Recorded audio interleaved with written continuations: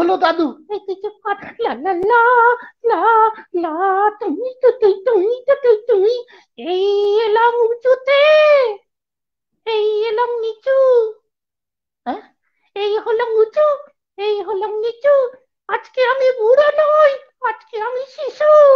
হ্যাঁ, সবাইকে শিশু দিবসের শুভেচ্ছা, অভিনন্দন, ভালোবাসা। আমি গিগ্গ দাদু তোমাদের সবাইকে উম্মুয়া, উম্মুয়া, উম্মুয়া, অনেকগুলো কিসু। আজকে আমি শিশু। কিশু?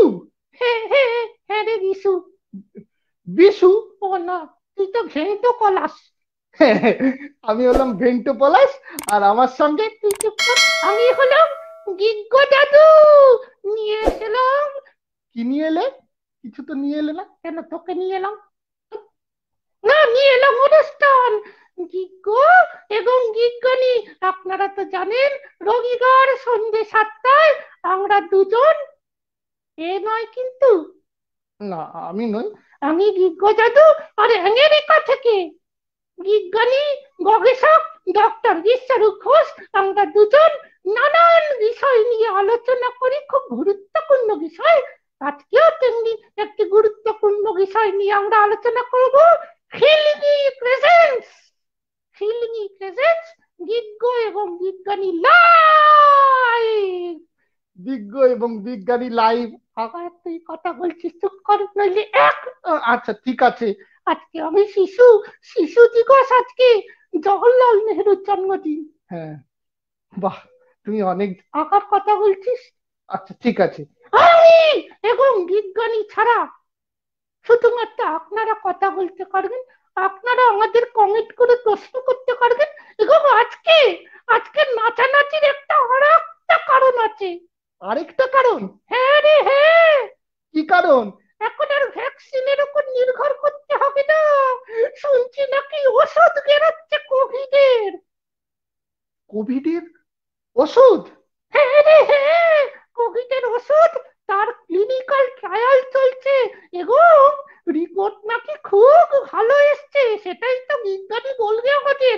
তাই আজকের বিষয়টা খুব গুরুত্বপূর্ণ এবং সবাইকে বলছি শেয়ার করুন।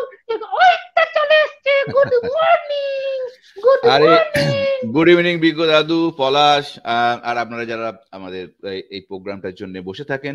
আমাদের ছোট্ট একটা প্রোগ্রাম প্রতি সপ্তাহে আমরা নিয়ে আসি, বিজ্ঞান ভিত্তিক আলোচনা, হাসি হাসির কথা, সব নিয়ে আমরা একটা মানুষের মধ্যে সচেতনতা গড়ে তুলি, খুব একটু অন্যভাবে, অন্য স্বাদের। বলো বলো বিজ্ঞ দাদু, কেমন আছো? না না, এটাই এটাই, আরো অনেক গিগ্গরা দেখছেন এবং তাদের মনে প্রশ্ন হচ্ছে, গিগ্গ দাদু বিজ্ঞানীকে গুড মর্নিং বললো, এখন তো ইভিনিং, কিন্তু বিজ্ঞানী বলেছে গুড ইভিনিং, তাহলে গিগ্গ দাদু গুড মর্নিং কেন বললো? তার জন্য তাদের বলে দিই, আমি হলাম খর্দাতে বসে আছি আর উনি আমেরিকাতে বসে আছেন। তাই জন্য ওনার ওখানে সকাল এবং আমার এখানে সন্ধ্যা। হ্যাঁ, তবে আপনারা যারা আছেন তাদেরকে অনেক অনেক স্বাগত, ওয়েলকাম ওয়েলকাম। এবং মন থেকে বাচ্চা হয়ে যান। বাচ্চাদের জন্য তো সুখবর, হরির সহজ কাজু, এই কাজু এসছে, কাজু এসছে? মিরাক্কেল চ্যাম্পিয়ন কাজু। মিরাক্কেল চ্যাম্পিয়ন কাজু। কাজু, অনেক অনেক ভালোবাসা। তুই চুপ করে, এটা আমার শো, আমি বলছি। কাজু, তোমার বাদাম ঠিক আছে? তোমার কিশমিশ ঠিক আছে? ও মা, কিশমিশটাকে তো দেখাই যাচ্ছে কাজুর কোলে, খুব সুন্দর। কাজু, অনেক অনেক শুভেচ্ছা আমাদের লাইভ দেখার জন্য। আর আমি যেটা বলছিলাম, আজকে তো আমাদের দারুণ বিষয় নিয়ে আলোচনা। বাচ্চাদের জন্য তো ভ্যাকসিন এসে গেছিল, সেটা একটা খুবই সুন্দর খবর ছিল।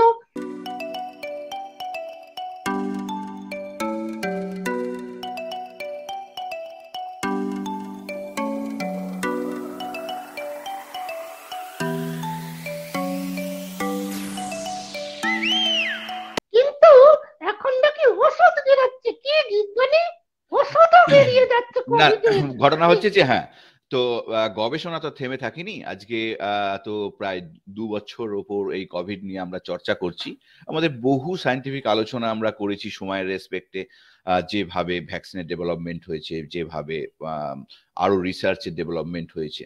তো এরকমই ফার্মাসিউটিক্যালস মার্ক আছে, ফাইজার আছে, বা আরো অনেক ফার্মাসিউটিক্যালস কোম্পানি আছে যারা প্রিক্লিনিক্যাল রিসার্চ করছিল বিভিন্ন নতুন ড্রাগ নিয়ে আসার ক্ষেত্রে। আমরা যেমন আমাদের এখনো কোনো স্পেসিফিক কোনো ড্রাগ সার্স কভ-2 এগেনস্টে, মানে আমাদের কোভিড-19 এর এগেনস্টে এরকম কিন্তু নেই। আমাদের এতদিন যেটা হয়েছে সেটা ছিল একটা স্ট্যান্ডার্ড ট্রিটমেন্ট। মানে স্ট্যান্ডার্ড ট্রিটমেন্ট মানে হচ্ছে আপনার সিমটম দেখে বিভিন্ন রকম সাপোর্ট সিস্টেম তৈরি করে, যেটা হেলথ সেক্টরে থাকে, সেই অনুযায়ী ট্রিটমেন্ট হয়েছিল, রাইট, সিমটম ওয়াইজ।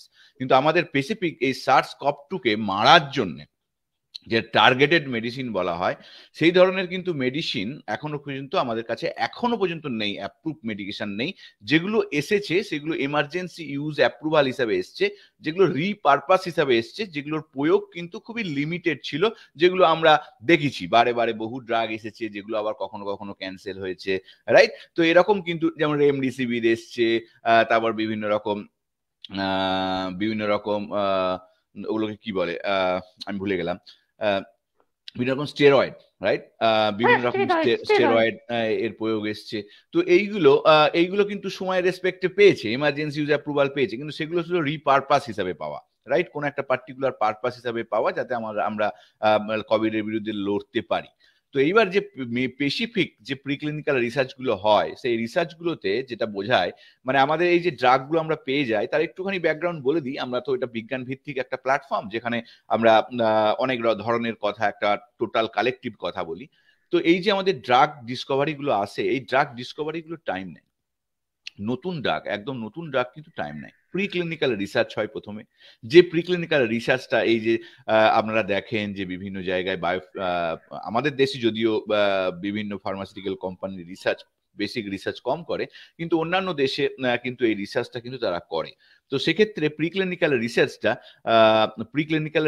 হচ্ছে যে কোনো একটা নিউ ইন্ডিকেশনের এগেনস্টে বা কোনো একটা নিউ ড্রাগ নিয়ে চেষ্টা, যেটা কোনো একটা ডিজিজ ইন্ডিকেশনের এগেনস্টে দেখা হয় যে সেটা কতটা এফেক্টিভ হচ্ছে কি হচ্ছে না, রাইট, বা যেটা আছে বর্তমানে তার থেকেও বেশি এফিশিয়াস, মানে এফিকেসি নিয়ে আসতে পারছে কিনা, এই ধরনের জিনিস কিন্তু আমাদের এইগুলোই হচ্ছে গবেষণা, যে আরো উন্নত করার চেষ্টা, রাইট, বা আরো নতুন কোনো ইনভেনশন নিয়ে আসার চেষ্টা, যে ইনভেনশনটা নতুন ধরনের থেরাপিউটিক্স নিয়ে আসবে।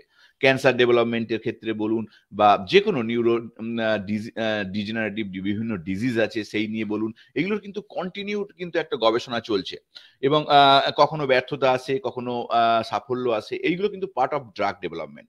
তো এরকমই SARS-CoV-2 COVID-19 নিয়ে মার্ক আর রিচব্যাকস বায়োথেরাপিউটিক্স, এই দুটো কোম্পানির একটা নতুন ড্রাগ ক্যান্ডিডেট, মানে আমি বলতে চাইছি এখনো ড্রাগ ক্যান্ডিডেট এই কারণ এটা ক্লিনিক্যাল ট্রায়াল যখন থাকে সেগুলো তখন হচ্ছে নিউ ড্রাগ ক্যান্ডিডেট বলা হয়। এটা কিন্তু কোনো প্রেসক্রিপশন করার অধিকার কিন্তু এখন নেই, যতক্ষণ না সেটা ট্রায়ালের অন্তর্ভুক্ত হচ্ছে, রাইট, যাদেরকে দেয়া হবে সেগুলো ট্রায়ালের অন্তর্ভুক্ত হয়। তো এইগুলো কিন্তু এখন বাজারে পাওয়া যাবে না, এটা একটা গবেষণা স্টেজ রয়েছে। এটাকে হয় প্রিক্লিনিক্যাল রিসার্চ হয়ে যাওয়ার পর সেকেন্ড ফেজে আপনার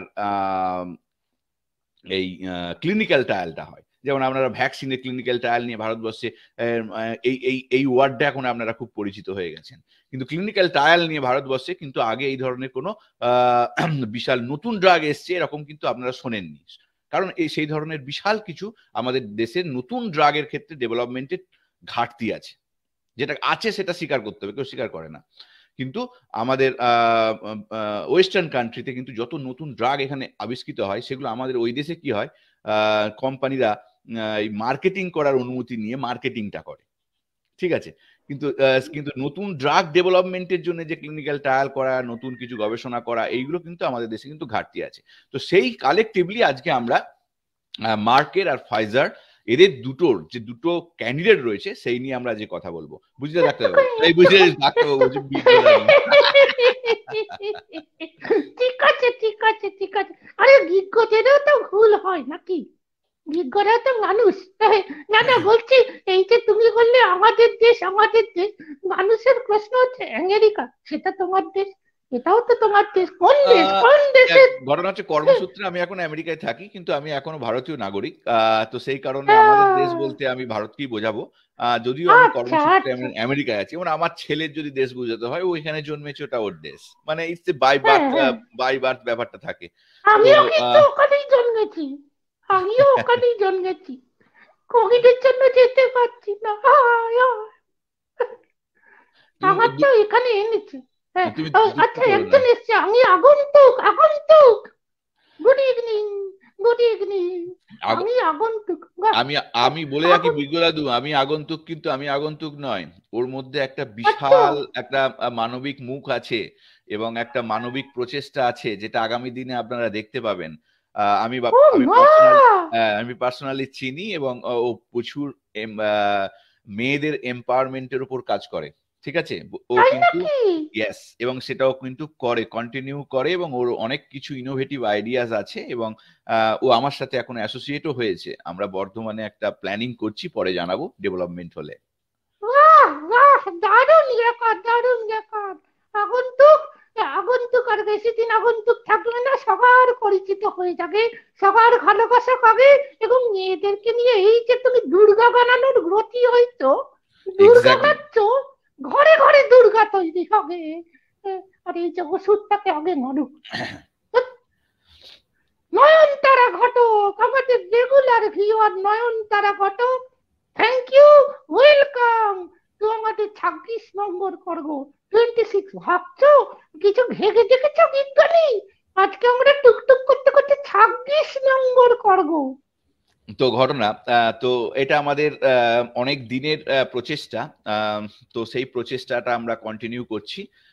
আপনারা সাথ দিলে আমরা আরো কন্টিনিউ করব। আমরা বিজ্ঞানের বিভিন্ন আবিষ্কার, বিজ্ঞানের বিভিন্ন গবেষণা, বিভিন্ন হেলথ রিলেটেড ইনফরমেশন আমরা ব্লগের আকারে যেমন নিয়ে আসি, তেমনি এই অনুষ্ঠানের মাধ্যমেও কিন্তু আমরা একটা প্ল্যাটফর্ম গড়ে তোলার চেষ্টা করছি, যেখানে আমরা আরো বেশি সচেতনতা, স্বাস্থ্য সচেতনতা মানুষের মধ্যে, সমাজের মধ্যে, সাধারণ মানুষের মধ্যে গড়ে তোলার চেষ্টা করছি। তাই আপনারা শেয়ার করতে পারেন। একদম। যদিও যদিও অনেকে আবার বলে শেয়ার করতে বলছে মানে এদের কোনো ভ্যালু নেই, এরকম নয়। হ্যাঁ, ভ্যালুয়েবল জিনিস কিন্তু রেটটা অনেক হাই হয়, কম লোকই সেটা বোঝার ক্ষমতা রাখে। ঠিকই বলেছে, যে অনুষ্ঠানে বিজ্ঞানী আছে, গবেষক বিজ্ঞানী, এবং আমার মতো বিজ্ঞ আছে, বিজ্ঞ। আচ্ছা ঠিক আছে, ঠিক আছে, নইলে কিন্তু হ্যাঁ। আচ্ছা ঠিক আছে, ঠিক আছে। হ্যাঁ, তো বিজ্ঞানী বলছেন, আমরা এখন শুনবো। আর দারুণ একটা বিষয়, আর কোনো চিন্তা নেই। ওষুধ ট্রায়ালও হচ্ছে, ট্রায়ালের রিপোর্ট খুব ভালো হয়েছে। তাই তো বিজ্ঞানী, তাই তো বললে নাকি? তাহলে এবার আমরা রিপোর্টটা ডিটেলসে খুব আসবো। ভালোই হ্যাঁ, হচ্ছে। এবার ডিটেলসে আমি বলছি, তুমি যদি বলার অনুমতি দাও। এই কি কি কি কি বলছো? আমি কিসের অনুমতি? আরে, গিগ্গ এবং বিজ্ঞানী, গিগ্গ এবং বিজ্ঞানী, বিজ্ঞানী কি বলছে শোনো, আমি কি আর সব জানি? বিজ্ঞানীর কথাতেই তো গুরুত্ব দিতে হবে। বিজ্ঞানীরাই তো আলো দেখায়, বিভিন্ন গবেষণা করে, পরীক্ষা করে কত নতুন নতুন জিনিস আবিষ্কার করে। এবং বিজ্ঞানীরা যথাসম্ভব সঠিক তথ্যটা দেওয়ার চেষ্টা করেন। এটাই হচ্ছে বিজ্ঞানীদের কাছে আমাদের মতো সাধারণ মানুষের প্রাপ্তি। তাই বিজ্ঞানীরা সবসময় মাথার ওখানে ওপরে। আপনি আগে স্যার, আপনি আগে, আপনি বলুন। ওকে, তাহলে আমরা প্রথমে আজকে মার্ক অ্যান্ড রিচ ব্যাকস বায়োথেরাপিউটিক্স এর নতুন যে সার্স কপচুর এগেনস্ট ড্রাগ ক্যান্ডিডেট, সেটা হচ্ছে মলনু মলনু পিরাভির। নামটা একটু অন্যরকম শুনতে লাগছে, রাইট? মলনু পিরাভির। তো এটা হচ্ছে একটা আচ্ছা। Antiviral drug. এটাকে নিয়ে আজকে চর্চা করব। তারা তাদের ফেজ 3 ক্লিনিক্যাল ডেটা প্রকাশিত করেছে, এবং সেই ট্রায়ালটা মানে ফেজ 3 ট্রায়াল মানে হচ্ছে যে ট্রায়ালটা যে লেজিটিমেট ভাবে বিভিন্ন মানে রেগুলেটরি সংস্থার অনুমতি নিয়ে একটা প্রোটোকল অ্যাপ্রুভ করে, এবং স্ট্যান্ডার্ড একটা মেনটেন করে, একটা primary end point, secondary end point, এই ধরনের পুরো প্রোটোকল তৈরি করে যেটাকে করা হয় যখন ক্লিনিক্যাল ট্রায়াল অ্যাপ্রুভাল পায়। তো যাই হোক, এই ক্লিনিক্যাল ট্রায়ালে যেটা দেখা গেছে যে এই মলনুপিরাভির 50% রিস্ক এবং ডেথ মাইল্ড এবং মডারেট কোভিড-19 পেশেন্টের ক্ষেত্রে রিডাকশন করেছে। কথাটা শুনতে কেমন লাগলো? যে 50% কাট করে দিচ্ছে। মানে আজকে আমাদের যেটা বর্তমানে চলছে, হোয়াট এভার যা আছে স্ট্যান্ডার্ড ট্রিটমেন্ট, যে কোনো যখন এক্সপেরিমেন্টগুলো স্ট্যান্ডার্ড ট্রিটমেন্টটা থাকে, তার সাথে অ্যাডিটিভ যখন ড্রাগ ইউজ করা হয় তখন তার এফেক্টটা দেখা হয়। যে যাদেরকে প্লেসবো দেওয়া হয়, মানে যাদেরকে এই ড্রাগটা দেওয়া হবে না, তারা জানবেও না, সেটা হচ্ছে মানে ব্লাইন্ডেড এবং র্যান্ডামাইজ, যে আমরা স্পেসিফিক সিলেক্ট করে নেবো না, যে আসবে সেটা অটোমেটিক র্যান্ডামাইজ, একটা কম্পিউটার সফটওয়্যার ওয়াইজ কে কোনটা পাবে সেটা সিলেক্টেড হয়ে যাবে। ঠিক আছে, তাহলে এখানে বায়াসনেসটাও থাকে না, এই যে ট্রায়ালগুলো হয়। তো সেখানে বলছে কি যে যারা মাইল্ড অ্যান্ড মডারেট এরকম পেশেন্ট, তাদের ক্ষেত্রে দেখা গেছে যে রিস্ক ফ্যাক্টর মানে যারা হসপিটালাইজড হবে বা যাদের ডেথ, রাইট, এই যে ঘটনাগুলো ঘটে, তো এটা কিন্তু 50% কমাবে। তো সেক্ষেত্রে একটা পরিসংখ্যান দিই, তাহলে এই পরিসংখ্যানটা দেখলে আপনাদের কাছে ব্যাপারটা আরো ক্লিয়ার হবে। তো এখানে দুটো গ্রুপ করা হয়েছিল যখন একটা ট্রায়াল চলে, তখন একটা গ্রুপকে দেওয়া হয় প্লেসবো, যেখানে এই ড্রাগ ক্যান্ডিডেটটা মলনুপিরাভির দেওয়া হয়নি, আরেকটা গ্রুপে যেখানে এই ড্রাগ ক্যান্ডিডেটটা মলনুপিরাভির দেওয়া হয়েছিল। এটা কি না, এটা একটা অ্যান্টিভাইরাল নিউ ড্রাগ ক্যান্ডিডেট, এবং এটা কি করে না, এটা রেপ্লিকেশন, আমাদের কি হয়, রেপ্লিকেশন ঘটে, SARS-CoV-2 আমাদের শরীরে ঢুকে গিয়ে বংশ বিস্তার করে, আমরা বাংলাতে বলি বংশ বিস্তার। তাহলে এই বংশ বিস্তার করে আমাদের শরীরের অনেকগুলো প্রক্রিয়া আছে, তার মধ্যে একটা রেপ্লিকেশন বলা হয়। তাহলে এই রেপ্লিকেশনটাকে বাধা দেয়। ঠিক আছে, তো এই যে রেপ্লিকেশনকে বাধা দেয়, তার ফলে কি হয়, তাহলে আমাদের বংশ বিস্তারটা করতে পারে না, রাইট। এটা একটা potent ribonucleoside analog. So ribonucleoside এইগুলো আরো একটু সায়েন্সের ভেতরে চলে যাচ্ছে। এরা কি করছে, ইনহিবিট করছে, যে এই যে আমাদের রেপ্লিকেশন অফ SARS-CoV-2 আমাদের শরীরে ঢুকে গেল সেলের মধ্যে, সেলের হোস্ট মেকানিজমকে কাজে লাগালো, তখন কি হয়, বংশ বিস্তার শুরু করতে, ওর যে জেনেটিক মেটেরিয়ালটা আছে কপি করতে শুরু করলো, রাইট, কপি করতে শুরু করলো। তো জেনেটিক মেটেরিয়ালটা কপি করছে, যত কপি হবে সমস্ত প্রোটিনগুলো দিয়ে আবার প্যাকেজিং হয়ে সেল থেকে বেরিয়ে যাবে, যে আরো অন্যান্য সেলকে কি করবে, মানে ভাইরাল লোড বেড়ে যাবে, অন্যান্য সেলকে আক্রমণ করবে, আর তত আমাদের মুখ দিয়ে নাক দিয়ে বেরোবে, আরো পাশের লোক ইনফেক্টেড হবে, রাইট। তো ঘটনা হচ্ছে, তো এটা হচ্ছে এটা এই রেপ্লিকেশন, এই বংশ বিস্তার প্রসেসটাকে বাধা দেয়। সো তার ফলে যেটা দেখা গেছে যে 7.3% মানে ইন স্টাডি, যে গ্রুপে আমাদের এই ড্রাগ ক্যান্ডিডেটটা দেওয়া হয়েছে মলনুপিরাভির, সেখানে 7.3% মানুষ যারা তাদের টোটাল নাম্বারের রেসপেক্টে তাদের হসপিটালাইজেশন কমেছে, আর ডেথ মানে ইন করেসপন্ডিং ডেথ কমেছে। সেখানে 14.1% মানে double, one kind of double হচ্ছে কি না, সেখানে মানুষ আইদার হসপিটালাইজ হয়েছে, অথবা সংখ্যাটা মানে মৃতের সংখ্যাটাও সেইভাবে ডাবলিং হয়েছে। তো এখানে যেমন যারা হসপিটালাইজড এই মলনুপিরাভির নিয়েছে, তারা যেমন 7.3% হসপিটালাইজড হয়েছে, সেখানে কোনো ডেথ হয়নি। কিন্তু অন্যদিকে হসপিটালাইজড হয়েছে প্লেসবো গ্রুপে, যেখানে স্ট্যান্ডার্ড ট্রিটমেন্ট দেওয়া হচ্ছে, যেখানে এই ড্রাগটা দেওয়া হয়নি, সেখানে কিন্তু আজ 8 ডেথ কিন্তু রিপোর্টেড হয়েছে। তাহলে ভালো করে বুঝুন, তাহলে এই নতুন ড্রাগ ক্যান্ডিডেটটা যে ট্রায়ালটা চলছে, সেইখানে প্রায় 775 জন টোটাল সাবজেক্ট, মানে সাবজেক্ট বলতে যারা এই ক্লিনিক্যাল ট্রায়ালে অংশগ্রহণ করেছিল, তাদের মধ্যে কিন্তু এই যে পার্সেন্টেজ গুলো আমি বললাম, 7.3 যেটা হচ্ছে মলনুপিরাভির গ্রুপের, আর 14.1 এইটা হচ্ছে আপনার প্লেসবো গ্রুপের।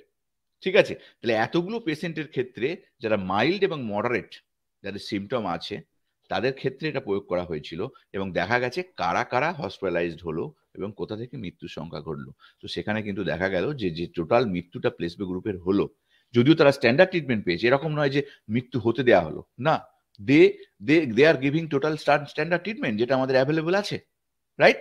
তাহলে সেটা কিন্তু সেখানে কিন্তু মৃত্যুর সংখ্যা 8 হলো এই টোটাল 775 পেশেন্টের ক্ষেত্রে। কিন্তু অন্য গ্রুপে যেখানে দেয়া হয়েছিল এই ইনভেস্টিগেশনাল ড্রাগ বলা হয়, এই ইনভেস্টিগেশনাল ড্রাগ মলনুপিরাভিরকে, সেখানে কিন্তু হসপিটালাইজড হয়েছে 7.3%, সেটা তাহলে রিডিউসড হলো 14.1% থেকে 7.3% রিডিউসড হলো, কিন্তু ওখানে কোনো ডেথ ঘটেনি। তাহলে এটা একটা বিশাল ডেভেলপমেন্ট, যে এটা একটা জাস্ট একটা ওষুধ, নিউ ড্রাগ, ইনভেস্টিগেশনাল ড্রাগ এখন রাইট নাও, এটা যদি অ্যাপ্রুভাল পায় আগামী দিনে, এমার্জেন্সি ইউজ অ্যাপ্রুভাল হোক বা যেভাবে অ্যাপ্রুভাল হয়, যদি মার্কেটেড হয়, তাহলে আমাদের ক্ষেত্রে কিন্তু রিস্ক ফ্যাক্টরটাকে, আগে যেমন স্পেসিফিক কোনো ওষুধ ছিল না, এখন কিন্তু স্পেসিফিক মেডিসিন কিন্তু আগামী দিনে আসতে পারে।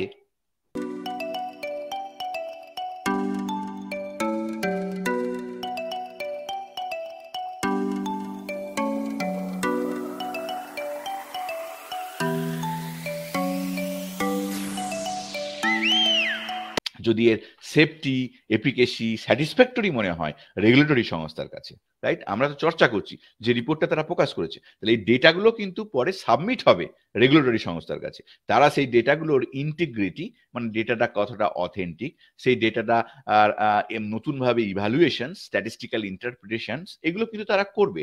এবং সেগুলো করার পর তখন তারা যে রিপোর্টটা প্রকাশিত হয়েছে সেই রিপোর্টটার উপর, মানে যে ডেটাগুলো তারা দিয়েছে সেই ডেটাগুলোর উপর তারা চর্চা করবে। তাদের একটা এক্সপার্ট কমিটি হবে, সেই কমিটি রেকমেন্ডেশন দেবে। তারপর কিন্তু এই মানে সেটা কোনো অ্যাপ্রুভাল পাবে কি পাবে না, সেটা কিন্তু তারা এই যে বেনিফিট আর রিস্ক এর রেশিওর উপর ডিপেন্ড করে, ঠিক আছে?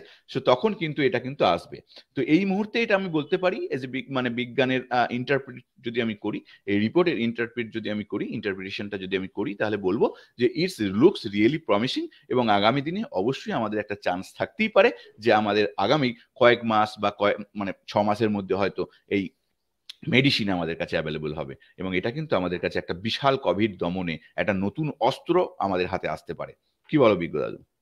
ঝিঙ্কা চিকা ঝিঙ্কা চিকা ঝিঙ্কা, আমার তো নাচ করতে ইচ্ছে করছে, আর ভ্যাকসিন নিতে হবে না, তাহলে না তো না না ওষুধ না নিয়েই হয়ে যাবে। তা না, ভ্যাকসিনটা তো একটা কন্টিনিউয়াস একটা কি বলবো, যেমন আমাদের ফ্লু ফ্লু প্রতি বছর আমরা ফ্লু ভ্যাকসিন নিই, রাইট? তো আমি তো হ্যাঁ হ্যাঁ অনেক হ্যাঁ। আগে প্রথম দিকে যখন হয়েছিল আমার সেটা ভিডিওগুলো যারা আমেরিকায়, দেখেন, আমাদের আমাদের দেশে সেটা নেই যদিও। আমেরিকায় তো নিতে হয়। হ্যাঁ হ্যাঁ। এক্স্যাক্টলি, তো যখন এটা ইনিশিয়ালি আমরা এই প্যান্ডামিকটাকে টোটালি আটকে দিতে পারবো, যখন একটা মিনিমাম লেভেলে থাকবে, যেমন মানুষের ফ্লু হয়, যখন এই ধরনের মেডিকেশন থাকবে, তখন হয়তো ভ্যাকসিনের এত আমরা এখন অনেকে ভ্যাকসিন নিচ্ছি, পরে সেটা অ্যানুয়ালি নিতে হতেও পারে। যারা পারবেন তারা নেবেন, যারা পারবে না তারা হয়তো, যেমন আমাদের ফ্লু ভ্যাকসিন অনেকে আমাদের রেকমেন্ডেড, আমরা নিই, অনেকে নেই না, রাইট? ভারতবর্ষেও তাই। তো সেটা পরে কি হবে, সেটা পরে হবে। রাইট নাও আমাদের যেটা করতে হবে যে আমাদের কাছে কি কি অস্ত্র আছে সেটাকে চিনতে হবে, সেই অস্ত্রটাকে প্রয়োগ করতে হবে। এখন আমাদের হাতে একদম একটাই একদম। অস্ত্র যে ভ্যাকসিনেশন নাও, প্রিভেন্টিভ কেয়ার মেজার করো।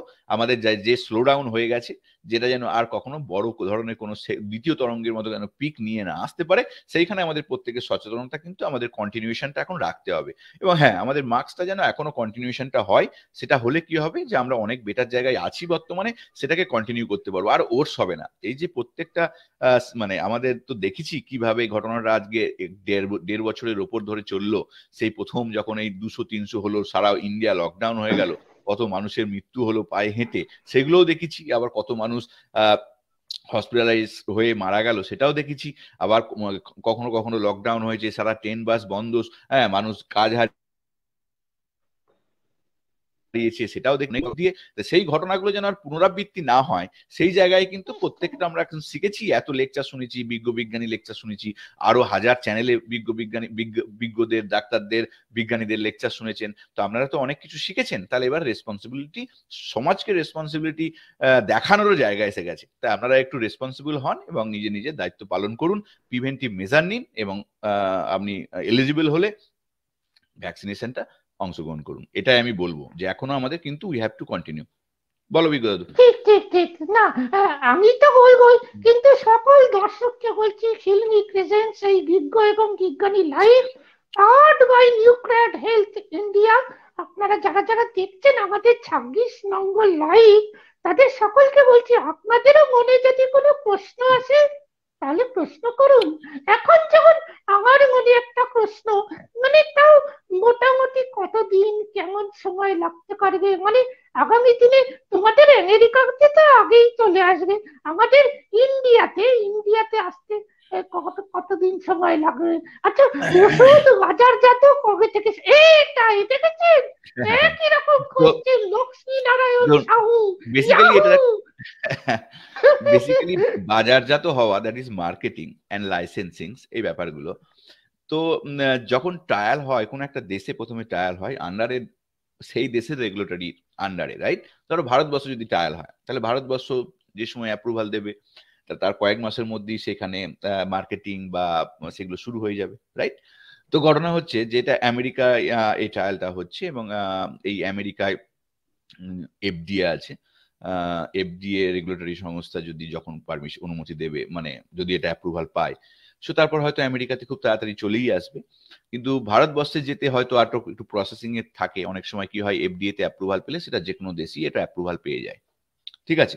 তো সেক্ষেত্রে এই ধরনের যদি কোনো সমস্যা না হয়, যে আবার ভারতে ট্রায়াল যদি করতে না হয়, রাইট?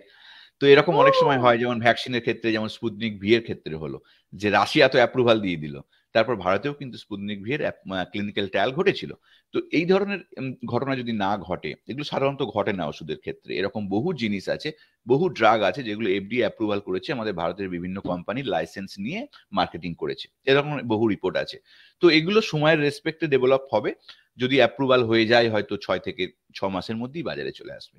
এখন অ্যাপ্রুভাল হওয়াটার অবধি আপনাদের ওয়েট করতে হবে, সেটা টাইম কনজিউমিং, সেটা কেউ বলতে পারে না, প্রেডিকশন করতে পারে না, ইটস এ প্রসেস। সো সেই প্রসেস ওয়াইজ সেটা হবে। তো অ্যাপ্রুভাল হওয়ার 6 মাসের মধ্যে I believe medicine will be available. ও না না, এটা তো সত্যি দারুণ খবর, কিন্তু আপাতত আমাদের ভ্যাকসিনের ওপরেই আস্থাটা রাখতে হবে ভারতীয়দের, এইটাই হচ্ছে কথা। কিন্তু আমি একটু আপনাদের বলবো, আপনাদের যদি মনে কোনো প্রশ্ন আসে তাহলে নির্দ্বিধায় করুন, উত্তর দেবেন বিজ্ঞানী। ভ্যাকসিন নিয়ে ও মারা যাচ্ছে কেন? নয়নতারা ঘটক একটা তো প্রশ্ন করছেন। মানুষের মধ্যে এটা কিন্তু একটা কোশ্চেন, নয়নতারা ঘটক। এগুলো কিন্তু সাধারণ, ভ্যাকসিন নিলেই কিন্তু কেউ অমর হয়ে যাবে না। ভ্যাকসিন আমরা কেন নিচ্ছি না?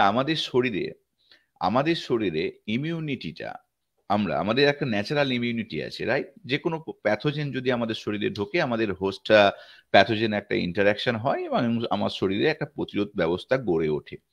এখন আমাদের প্রত্যেকের শরীরের যে ফাংশন, বায়োলজিক্যাল ফাংশন, ইভেন প্রতিরোধ ব্যবস্থা গড়ে তোলার যে ফাংশন, সেটা সবসময় বিভিন্ন হয়, ব্যক্তিভেদে বিভিন্ন হয়, বয়স ভেদে বিভিন্ন হয়, কোনো মানুষের বিভিন্ন ধরনের ডিজিজ কন্ডিশন আছে কিনা তার উপর অনেকটা ডিপেন্ড করে। তো সবটাই হচ্ছে ভেরিয়েবল, রাইট?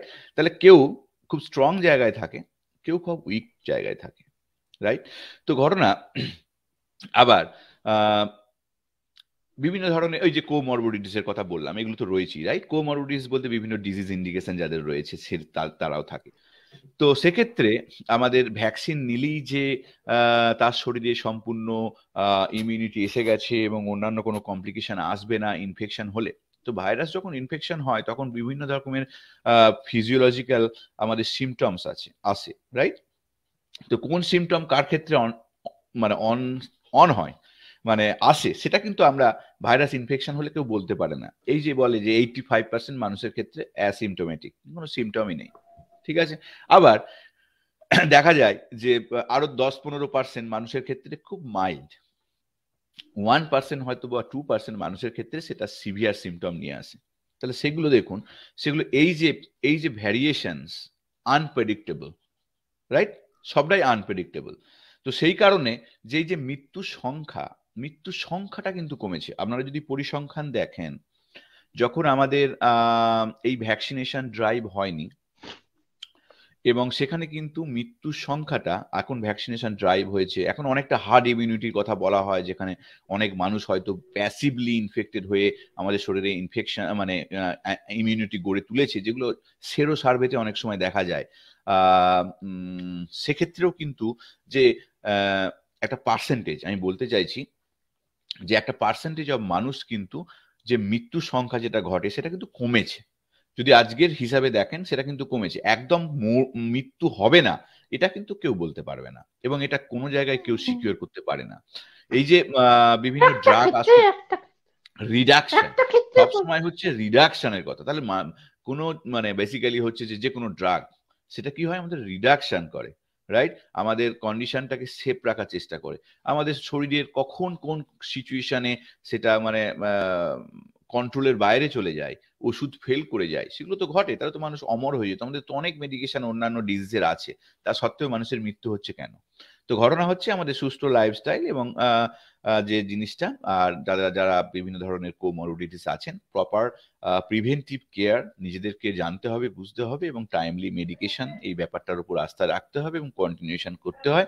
এইগুলো করতে থাকলে একটা আমরা আমরা ডিফেন্স করতে পারি, আমরা অনেক বেটার জায়গায় যেতে পারি আমাদের প্রত্যেক দিনের হেলথ নিয়ে। তো যাই হোক, ওই নিয়ে আপনি ওরিড হবেন না যে মরছে কেন, এটা নয়, মানুষের মৃত্যুর সংখ্যা কিন্তু কমেছে এবং সেইটাই বোঝার চেষ্টা করুন যে আমাদের আরো সাবধানতার দরকার যাতে আমাদের কাউকে হারাতে না হয়। একমাত্র আমার বিষয়ে আপনারা নিশ্চিন্তে থাকতে পারেন, আমার মৃত্যু হবে না, আমার মৃত্যু নেই, কারণ আমি অন্য মেটেরিয়াল। আচ্ছা। হ্যাঁ হ্যাঁ, না, কিন্তু আপনাদের জন্যই তো আমার কষ্ট হয় এবং তার জন্যই তো আমি বিজ্ঞানীর সঙ্গে আসি এবং আপনাদেরকে সঠিক রাস্তাটা দেখানোর মানে একটুখানি মাধ্যম হওয়ার চেষ্টা করি। তো আমার যেটা কোশ্চেন, মানে এই যে ভ্যাকসিনের ক্ষেত্রে যেটা ছিল যে বড়দের ভ্যাকসিন, ছোটদের ভ্যাকসিন, এটা কি ছোটদের ওষুধ, ছোটদের উপরও এই ওষুধটার প্রয়োগ হয়েছে? মানে এটা আমার এমনি মানে কোশ্চেনটা এলো আর কি। আজকে শিশু দিবস, শিশুদের নিয়ে যদি একটু নিশ্চিন্ত হতে পারতাম, এটাই আর কি। আচ্ছা, ঘটনা হচ্ছে যে কোনো যখন ট্রায়াল হয় তখন একটা বয়স লেখা থাকে যে এত বছর থেকে এত বছরের মধ্যে পেশেন্টদের ক্ষেত্রেই সেগুলো করা হয়। তো ইনিশিয়ালি যে ধরনের যে কোনো জিনিসের ক্ষেত্রে দেখা হয় কি না, অ্যাডাল্টদের ক্ষেত্রে প্রথম দেখা হয়, ভ্যাকসিনের ক্ষেত্রেও দেখা হয়, ড্রাগের ক্ষেত্রেও সেটা দেখা হয়। অ্যাডাল্টদের ক্ষেত্রে যখন একটা ভালো সেফটি বা এফিকেসি যখন আসে তখন সেটাকে ডোজ রেগুলেট করে শিশুদের ক্ষেত্রে করা হয়।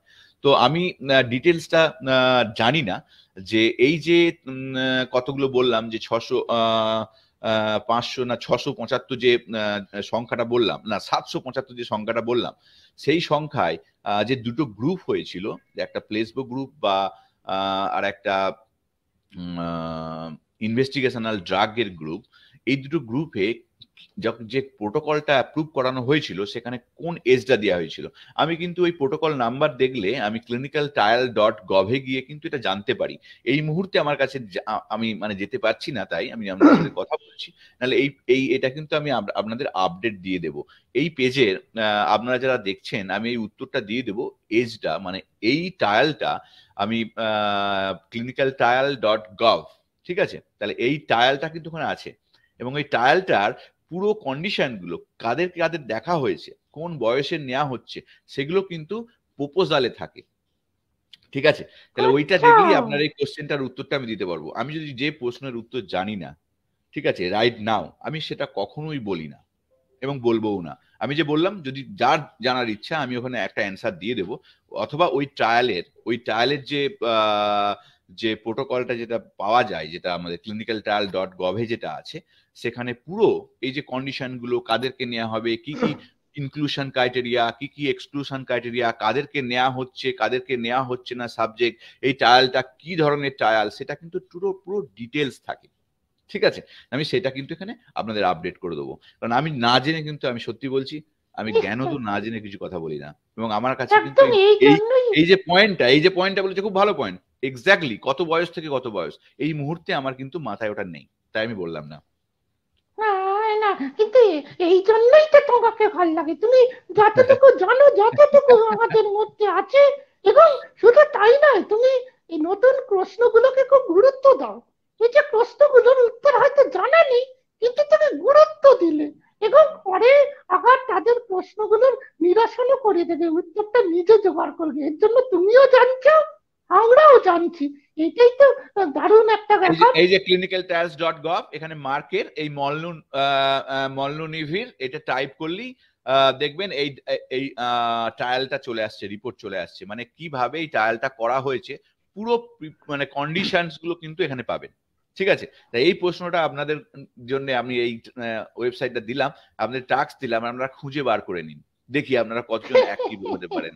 মানে দ্যাটস দ্য থিং, মানে মানে জানার শেষ নেই, জাস্ট একবার ট্রাই করে দেখুন না। কিন্তু কিন্তু বলো, এই যে এই জিনিসটা যদি জানতে পারে, তাহলে নতুন যেমন একটা অ্যাড্রেসও পাবেন, এই যে clinicaltrials.gov, এখান থেকে, এবং একটা একটা আত্মবিশ্বাসও জন্মাবে, এবং এই যে ওষুধটা কতটা কার্যকরী সেই ব্যাপারটাও জানতে পারবে মানুষ। এটা তা আপনারা একটু দেখুন না, আপনারাও দেখতে পারেন এইসব এইসব ওয়েবসাইটেও নজরটা রাখুন। যত তো নাচ গান দেখেন, একটুখানি এইসব ওয়েবসাইট গুলো একটু নজরে রাখুন, তাহলে অনেক কিছু জানতে পারবেন হেলথ রিলেটেড বিষয়।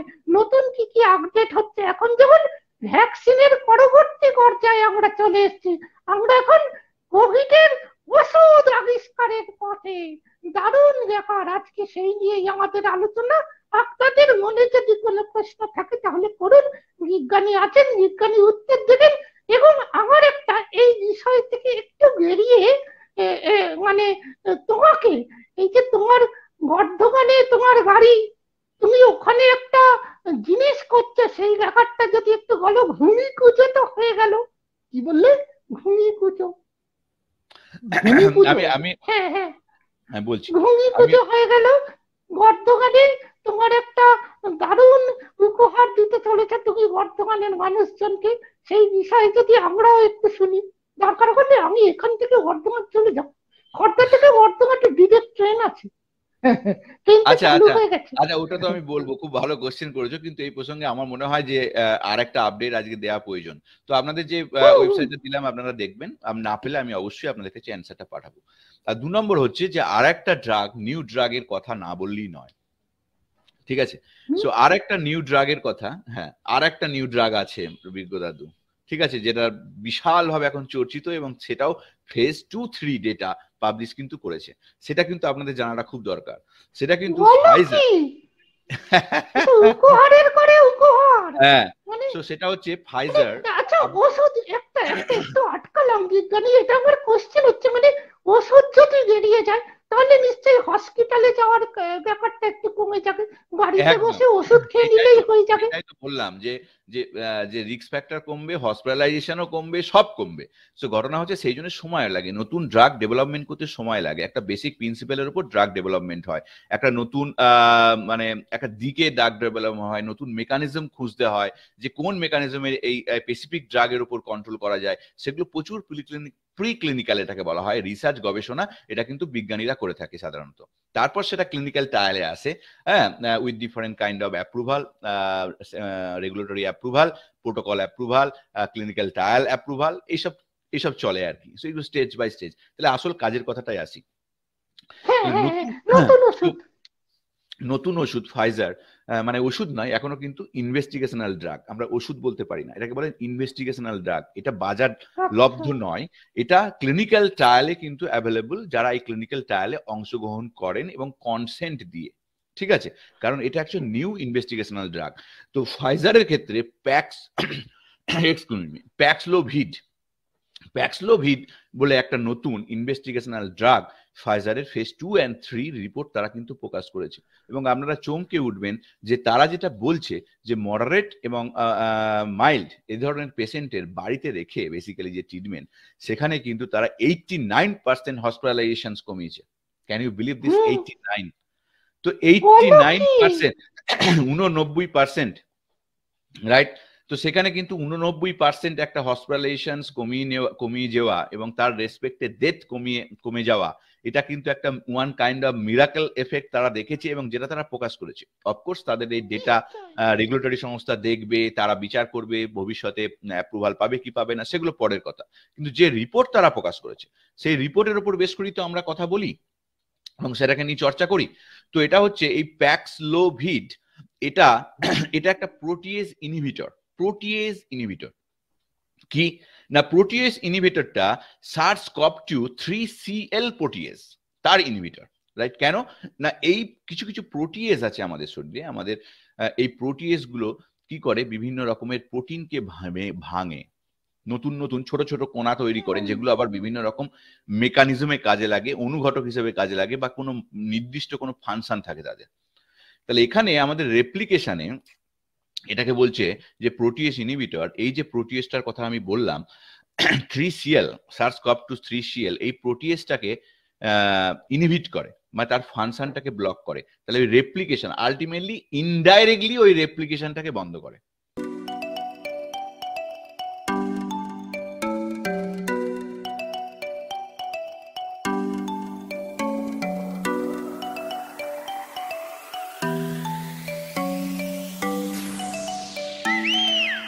সার্স কভ 2 এর রেপ্লিকেশন, মানে বংশ বিস্তার বন্ধ করে। তাহলে সার্স ভাইরাল লোডটা কম হবে, ভাইরাল লোডটা কম হলে অন্যান্য ক্ষতি কম হবে, সিরিয়াস এফেক্ট কম হবে, রাইট? সো এগুলো পরপর পরপর পরপর আসে আর কি। Excuse me. তো যাই হোক, তো এই যে প্যাক্সলোভিড, এই যে নতুন ইনভেস্টিগেশনাল ড্রাগ ফাইজারের, এটা সত্যি একটা অ্যামাজিং রিপোর্ট প্রকাশ করেছে। এবং এখানেও কিন্তু দুটো ট্রায়াল, মানে দুটো গ্রুপ করা হয়েছে। একটা হচ্ছে প্লেসবো গ্রুপ, যেখানে ড্রাগের মতো দেয়া হয়েছে জিনিস যেটা অরিজিনাল ড্রাগ না, ঠিক আছে, যেটা সে জানবে না যে তাকে কি দেয়া হচ্ছে, কোন গ্রুপে, ঠিক আছে, ব্লাইন্ডেড, এটাকে বলে ব্লাইন্ডেড, কাকে কি দেওয়া হচ্ছে তুমি জানছো না, কিন্তু তোমাকে স্ট্যান্ডার্ড ট্রিটমেন্ট সব জায়গায় আছে। এরকম নয় যে কাউকে স্ট্যান্ডার্ড ট্রিটমেন্ট দেওয়া হচ্ছে না, কাউকে স্ট্যান্ডার্ড ট্রিটমেন্ট দেওয়া হচ্ছে না। Standard treatment is common for both groups.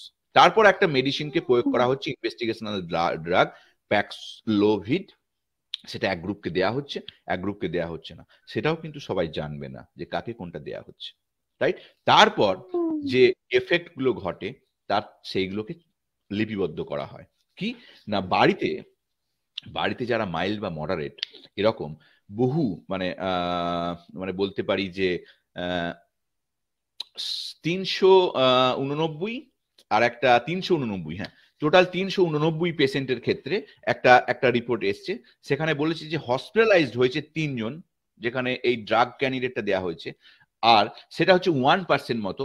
আর একটা হচ্ছে 6.7% হসপিটালাইজড হয়েছে, সেখানে 27 জন 27 জন মতো, যেখানে 385 টোটাল নাম্বার, 385 মতো টোটাল সাবজেক্ট নাম্বার ছিল, 27 জন মতো। তাহলে দেখুন 3 ভার্সেস 27, যেখানে প্লেসবো গ্রুপে 27, মানে সেখানে স্ট্যান্ডার্ড ট্রিটমেন্ট সবাইকে দেওয়া হয়েছে। বাড়িতে যারা মাইল্ড আছে, মডারেট রয়েছে, বা মাইল্ড বা মডারেট যারা ইনফেকশন সিমটমস আছে, সো তাদেরকে দেওয়া হচ্ছে। তাদের মধ্যে দেখা যাচ্ছে যে এই 389 জন মানুষের ক্ষেত্রে 3 জন হসপিটালাইজড হয়েছে এবং সেখানে কোনো ডেথ ঘটেনি। এবং আর সেখানে তোমার 6.7%, তার হচ্ছে 27 জন টোটাল হসপিটালাইজড হয়েছে এবং 7 জন ডেথ ঘটেছে। 7 জন ডেথ ঘটেছে। এটা ডেটা, এই ডেটাগুলো মাঝে মাঝে মাথায় গন্ডগোল হয়। অনেক কম, অনেক কম না? এত ডেটা মনে রাখা সম্ভব নয়, কিন্তু আমি কখনো কখনো পয়েন্টগুলোকে একটুখানি নোট করে রাখি, বলতে সুবিধা হয়।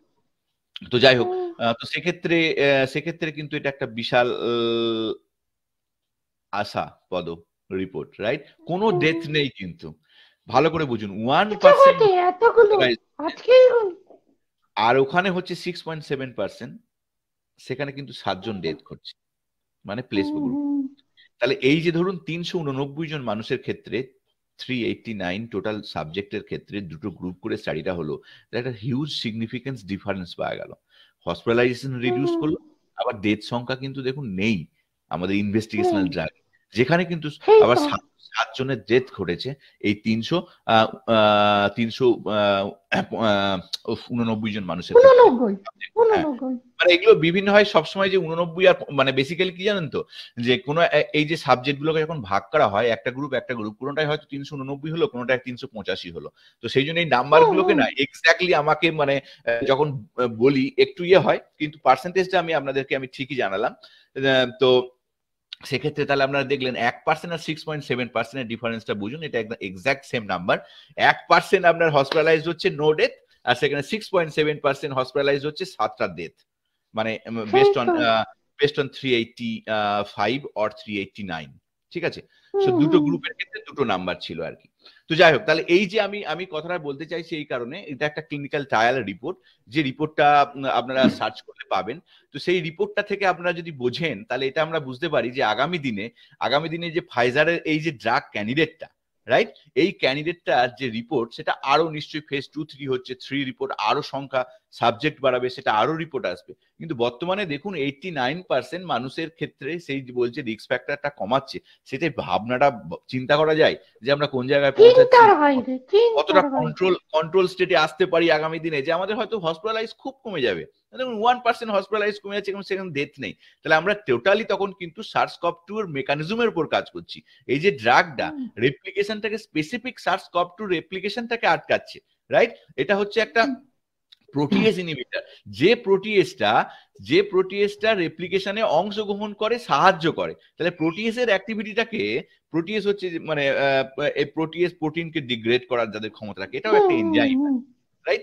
তো সেই প্রোটিয়েজটাকে ইনহিবিট করছে এবং সে রেপ্লিকেশনটাকে আটকে দিচ্ছে। এই মেকানিজমটাকে এস্টাবলিশমেন্ট করতে কত দিন লাগলো ভাবুন, প্রিক্লিনিক্যাল রিসার্চ করতে হলো, তারপর এখন ক্লিনিক্যাল ট্রায়াল চলছে। এইটুকু সময় তো দিতেই হবে। আগামী দিনে তাহলে এই যে SARS-CoV-2 একটা মহামারী নিয়ে এলো, সেই মহামারীর এগেনস্টে কিন্তু আমরা ভ্যাকসিনের সাথে আগামী দিনে কিছু মেডিকেশনও পাবো। এরকম নয় যে শুধু ফাইজারই গবেষণা করছে, ওরা হয়তো এক্ষেত্রে একটু এগিয়ে রয়েছে। আরো অনেক company preclinical research, clinical trial শুরু করেছে, সেগুলোও আমরা আগামী দিনে আস্তে আস্তে আমাদের কাছে বিভিন্ন ধরনের রিপোর্ট আসবে। Ultimately we are moving forward to a very good state. একদম আমরা কোভিড-19 এর এগেনস্টে কিন্তু আমরা ঘুরে দাঁড়িয়ে গেছি, এবং মানে এবং কিন্তু আমাদের সাধারণ আগে কোভিড-19 শুনলে ওরে কাকা এরে কাকা, আর 6 মাস কাছে নিশ্চয়ই তোর কোভিড হয়েছে, কিছুই ব্যাপার না, কোনো ব্যাপার না। এইটা হবে আমাদের, তোমাদের জন্যই। খুব সদর্থক অনুষ্ঠান মূল্য ও পরাশর বন্দ্যোপাধ্যায়, আমি একটু বলতে চাই, আমি একটু এনার কথা বলতে চাই। আমি তো খর্দায় প্রায় 2 বছর আছি, জানেন তো বিজ্ঞানী। খর্দা তো একটা দারুণ জায়গা। খর্দার কিছু গণ্যমান্য ব্যক্তিত্বদের মধ্যে পরাশর বন্দ্যোপাধ্যায়, তিনি হচ্ছেন কবি, এবং কবি মানে শুধু কবি নয়, তিনি গান লেখেন। তার গান অনেক অনেক গুণী শিল্পীরা গান করেছেন, অনেক গুণী শিল্পী যাদের আমরা ভালোবাসি, চিনি। পরাশর বন্দ্যোপাধ্যায় দুর্দান্ত কবি এবং খর্দার গর্ব। এইটুকু বলতে পারি। নমস্কার পরাশর বাবু, আপনার পরিচয় পেয়ে খুব ভালো লাগলো।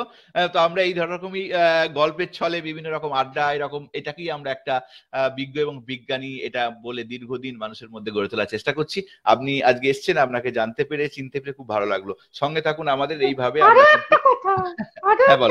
উনি ওনার বংশ পরিচয় যদি জানো, মানে উনি অনেক দিন থেকে খর্দার বাসিন্দা, এবং খর্দায় ওনার পূর্বপুরুষদের রামকৃষ্ণ মিশন বলো বা বিভিন্ন জায়গায় অনেক দুর্দান্ত অবদান রয়েছে। পরাশর বন্দ্যোপাধ্যায়কে আমাদের অনুষ্ঠানে পেয়ে আমি সত্যি গর্বিত। ভালো থাকুন।